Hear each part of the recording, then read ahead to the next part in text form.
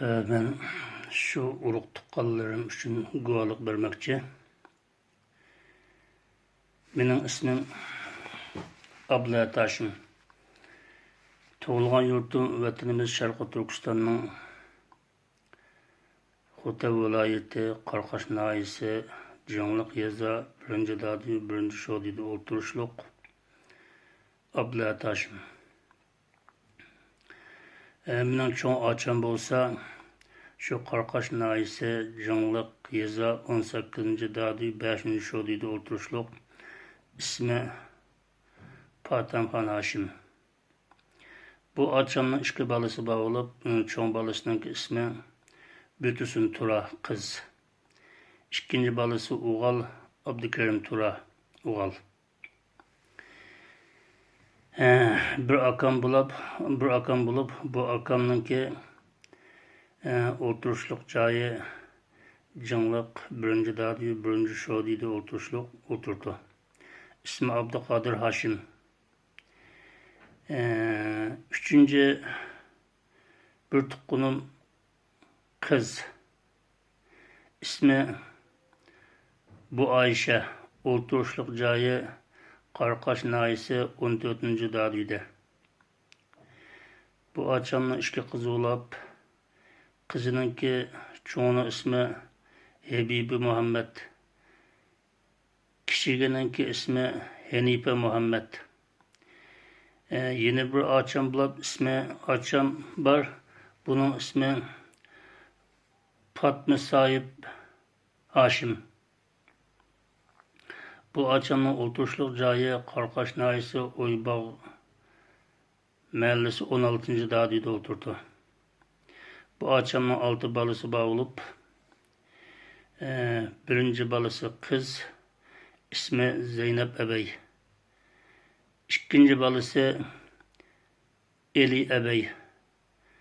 Üçüncü balası Umar Ebey.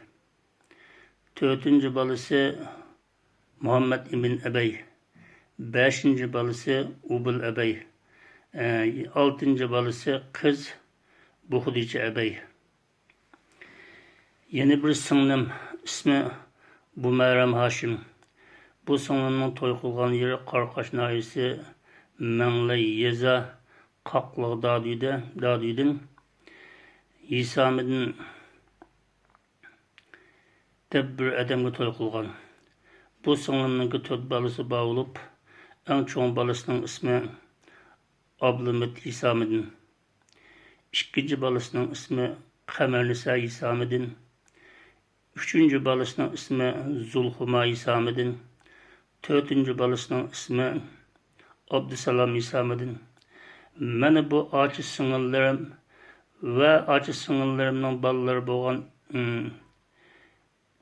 ina singillerimninki 2017-yili 2 ya 3 ay mezgilininki mabeyinde hech qanday bir aloqa qilolmadim.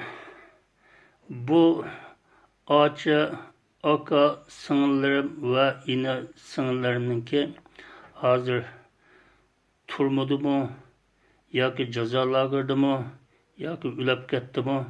Bundan hech qanday xabarim yo'q, hech qanday aloqam yo'q. Meni bu tuqqanlarimninki izdirkini qilib berishni bütün dünyadaki inson haqlarini suydigan ve şunu himoya qiladigan her qanday bir davlat, her qanday bir tashkilot, her qanday bir imtiyoz egasi bo'lgan shaxslardan bu tuqqanlarning izdirkini qilib berishni talab qilaman. Hem izdirkini qilib berishga umidvorman. Hem men şu yaşayotgan Türkiye devletidan, cümleden Recep Tayyip Erdoğan efendimden bu tuqqanlarimning bir izdirkini qilib, meni bir xabardor qilib, bu xursand qilishni tevanchilik bilan talab qilaman. Hem şu izdirkini qilib berishga umidvorman. Sözüm tugadi.